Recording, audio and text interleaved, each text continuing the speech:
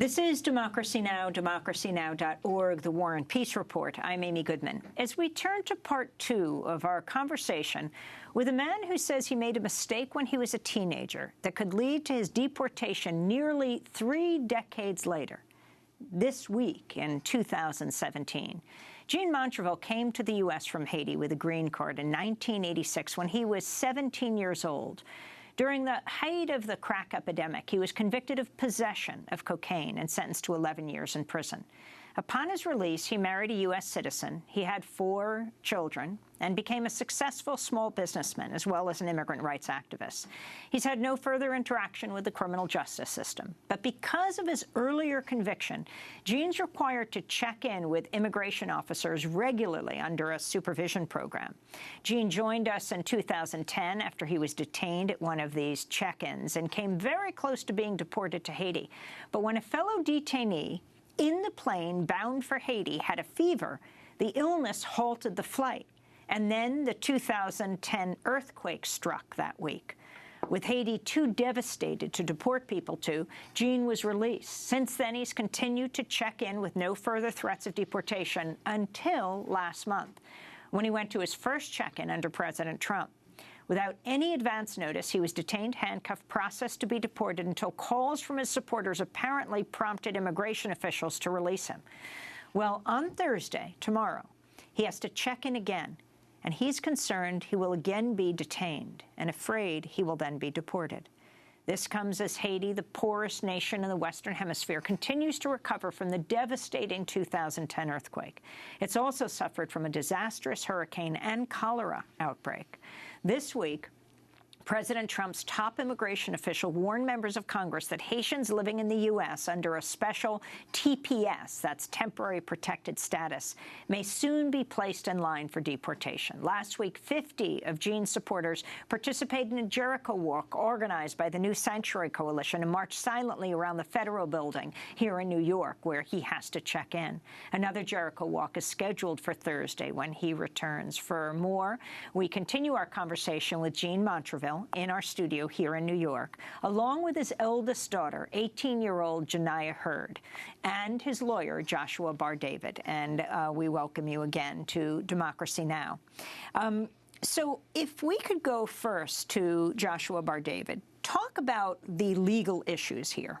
Well, because of his conviction, Gene was placed in deportation proceedings. And again, as you said, this was 30 years ago. And he was... So he was charged with possession. Correct.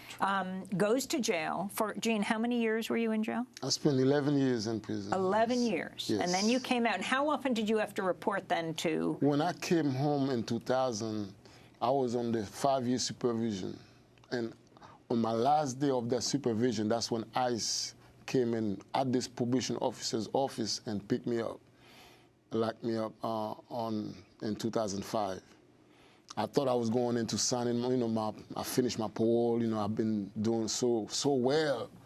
And ICE came in and locked me up, and I think I spent 7 months in jail then. That was in 2005. But then released. Yes, then released. Because at that time, Haiti was not accepting criminal deportees. They was not taking no deportees at that time. That was the first time. And so, Joshua, continue on the legal issues. So actually, prior to being released from incarceration during the 11 years in 1993 and 1994, he had a deportation hearing before an immigration judge.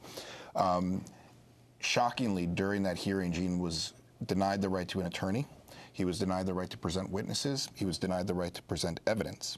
This was when? This was in 1994 when he had his hearing before the immigration judge. What happened was the immigration judge decided to change the date of the hearing without notifying Gene, or change the time of the hearing, so his witnesses weren't able to come, his evidence wasn't able to arrive, and his lawyer was not present. And the judge forced Gene to go forward with the hearing without any of these basic protections that you think of that would exist in a court hearing.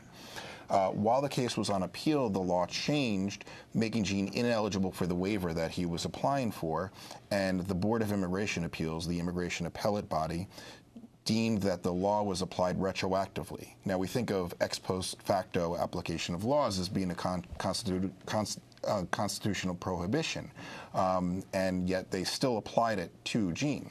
In 2001, well after Jean's hearing, the Supreme Court said that it was unconstitutional to apply the law retroactively. So what we have been trying to do since 2010 is get Jean's case reopened so he can have, for the first time... So to get that decision applied retroactively. Exactly.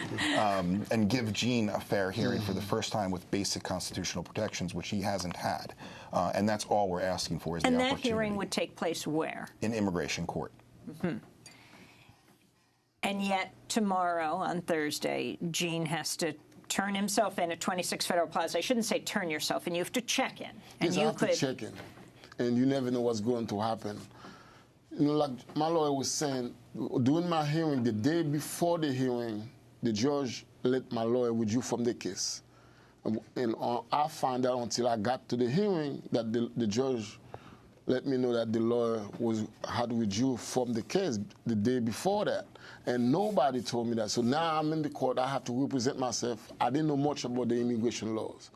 And my hearing was supposed to start at 1 o'clock, but the judge started at 8:30 in the morning. Oh, so no one was there. Yes. And I had my witness that was coming, my sisters, my fathers, you know, aunt that was coming in. That happened in Virginia. That was on their way to the hearing, you know.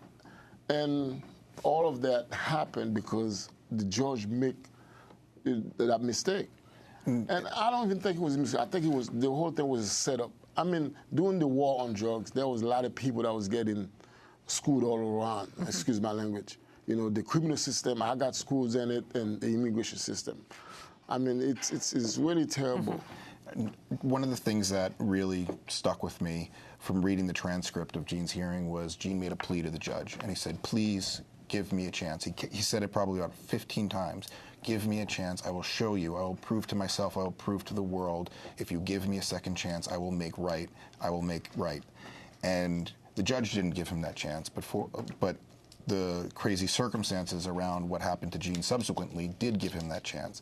And what he's done since he's been released proves that he was right. Jean was right. He was given a second chance by these strange circumstances and has done amazing things with his community, with his family, with his work, with his friends. So let's talk about that.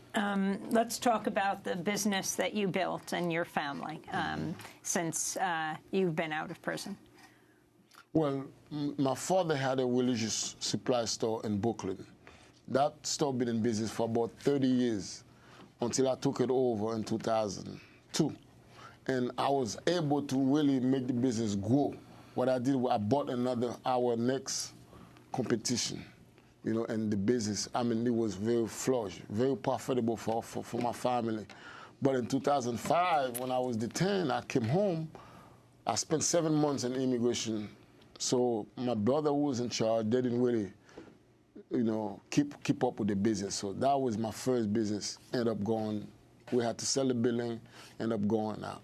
Then me and my wife, of course, we started a van service, a transportation service, just to carry family members to prison to see loved one, because it's so hard for people who live in New York City to go visit their loved one in prison. So you ran vans? Yes. And we were doing very well. Then we bought another van, you know, just to carry those folks. And in 2009, I got ICE again locked me up. One van got lost in front of our house. And when I came home, I didn't know what to do. Am I going to be deported? So we ended up stopping that business. You know, but then I moved to another transportation business, rent the vans out to people that's needed, a 15-passenger van, which is what I'm still doing now. Meanwhile, you've had 4 children. Yes. And Janiyah Hurd is one of those kids, and you're at Mercy College now in Dobbs Ferry. What does this not knowing what will happen mean to you? What are you going to school for? What are you hoping to be, Janiyah? I'm going to school for business and then to follow law after. I hope to become an immigration lawyer or working in criminal law. So this would just mean basically I have to wake up tomorrow just not knowing what's going to happen because they don't allow people to go upstairs with him, so we can't even go. The family can't go upstairs? No, I usually let, 2, 3, or 4 people. I think just this past month, they stopped it. You can only go with your lawyer. It was in response to the number of people who were accompanying friends and family members and ICE didn't like that. And so unfortunately now they've set up guards at the entrance to where people check in that only allow the people checking in as well as their attorney to go in and wait with them. So you don't have that support network with you during this incredibly stressful time. And so will you be going to Federal Plaza tomorrow, Janaya? Yes, I hope to go. Now, your dad's health, are you concerned about that? Yes, because, you know, as a child, your parent doesn't want to really stress you because you're the child. They want you to live. Like, both of my parents, they work really hard to make sure me and my brothers and sister, we get what we need and we get the type of education and the experience they want us to have in life that they never got the opportunity to have. So they don't tell us a lot of stuff that goes on with their health, but you can see it. Like, you can see it that he's really working hard to do what he has to do, and it's wearing him out. You became not only a successful businessman, Jean Montreville, but also an immigrant rights activist. Can you talk about your organizing? Well, I think it was in 2008 I was the co-founder of the New Sanctuary Movement. You know, me and a few other immigrants like Joe Chang, we started this movement. And the whole idea was to have the fit leaders of this country, not just in New York State, but in the whole country. We have it, you know, in Washington, San Francisco, Chicago, where we can provide help for immigrants that's facing deportation. And it was a very successful movement. It was still going on today, you know. And then now we have the Haitian situation where we want to stop Trump for stopping the TPS, because these Haitians who came in after the earthquake, now they have to go back to what? In Haiti, the country is still in turmoil. They still haven't repaired, you know, all the houses out, you know. Then they had an earthquake and a hurricane right after that. People still sleeping in tents and on the street. And how can you send, you know, deportees back to a country that's not even stabilized yet? Well, when we were just broadcasting from Florida, we did this story on TPS. You know, tens of thousands of Haitians are threatened with deportation. And it was at the point where tremendous pressure was brought to bear on the Trump administration. So they put off for 6 months the deportation of Haitians to, what, next January? Yes. But Trump already stated that he was not going to renew that agreement. You know, yesterday we met with the Vice Counsel of the Haitian government right here in New York City. We were trying to find out how the U.S. government can send people to Haiti without the proper travel document. They used to check before you deport anyone, you have to go to the embassy and then get an accurate where this person come from, get a travel document. The United States government doesn't do that no more. They don't do that. They just put you in a plane and deport you. You know, and which is a human rights violation. You have a passport? Yes, I have a passport. They know I'm not undocumented. They know where I come from, you know, because everything, you know, my passport, green card, you know, all those things are documented. But you have Haitians that came here when they was little. They don't no longer have passport. You know, I mean, this is a relatively new development. What we've been informed is that the Haitian government has now agreed to accept people who the U.S. represents are Haitian nationals without necessarily verifying their identity or having a travel document or passport. Now, this is what we've been informed. Whether or not this is actually occurring, I don't know. I don't have firsthand knowledge of. But if, in fact, the U.S. government is forcibly removing individuals without verifying their identity across international borders, that's not deportation, that's human trafficking. And in the first part of our discussion, we talked about the possibility that you could be sent to jail in Haiti, being deported from the United States. And that's one of my biggest fears. I do not want to go through that process they have in Haiti, because I don't have no family left in Haiti. You know, I have 17 brothers and sisters that live over here in this country. You know, my father passed in 1999. My mother passed when I was 6 years old. I don't know. I left Haiti in 1986, you know, 30 years ago, over 30 years ago. I don't know how Haiti is now, the way when I left it, you know. It's in a way, you know, it used to be way much better. But once I go there now, if I don't have a family member who can claim, and they has to prove that they're they're Haitian citizen, and they are going to housing me, and I will stay in jail, and I'm afraid of that process, and I know people who has already died. You went to meet with to President Schumer. You went to Senator Schumer's office. Yes, we have been trying to get help from every single politician in New York State. And it seems they just refuse, to get involved because of my conviction that happened 30 years ago. But with Schumer and Gillibrand office people, we met them yesterday. They were very, very, very kind to me. They promised to help to look into the case and see what they can do. All we want is the BIA to correct the mistakes that they made in 1994, because I think it was pure corruption was going on back then. If you were selling drugs and you get caught, they do whatever they can do to you to deport you or give you harsh sentence and so forth. But I have taken responsibility for what I did 30 years ago. I have rehabilitated myself, Now I have grown children who's feeling my pain. And if the BIA can just reopen the case, give me a fair chance, my hearing, my 212C hearing, I will be happy. Whatever happened. And explain BIA. The BIA is the Board of Immigration Appeal. This is where you appeal your case once the judge gives you an order of deportation. I think everybody has to appeal. They're located in Virginia. If they can agree to correct the mistakes, I would be happy with that. Because they're not giving me my green card back. They're just sending the case back to the judge.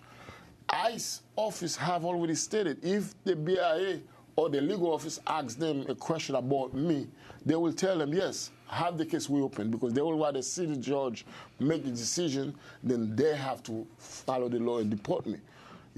And I've been checking it for 12 years and fighting for over 20 years.